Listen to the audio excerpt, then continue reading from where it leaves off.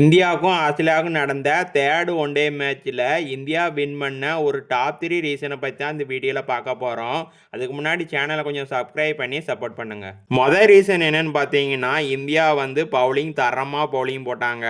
Australia ஒரு கட்டத்தில் 183க்கு 3 wicket தான் இழந்திருந்தாங்க. அதுக்கடுத்து அப்படியே கொலாப்ஸ் ஆகி 236 ரன்னுக்கு ஆல் அவுட் ஆகிட்டாங்க. இந்தியாவுக்காக ஹர்ஷீத் ராணா 4 விக்கெட்டும் வாஷிங்டன் சுந்தர் வந்து பார்த்தீங்கன்னா 2 விக்கெட் எடுத்திருந்தாங்க. இந்தியாவுக்கு வந்து டார்கெட் வந்து 237 ரன் கொடுத்துருந்தாங்க ஆஸ்திரேலியா. செகண்ட் ரீசன் என்னன்னு பார்த்தீங்கன்னா, விராட் கோலியும் ரோஹித் சர்மாவும் சேர்ந்து தரமான ஒரு பார்ட்னர்ஷிப்பை போட்டாங்க.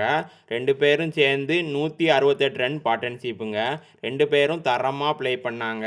Rohit Sharma 121 run not out, Virat Kohli வந்து பார்த்தீங்கன்னா 74 ரன் நாட் அவுட்டு. மூணாவது ரீசன் என்னன்னு பார்த்தீங்கன்னா, ரோஹித் சர்மாவோட தரமான ஒரு இன்னிங்ஸ் தாங்க. 121 ரன் அடிச்சிருந்தாரு. 13 4, அதில் 3 6.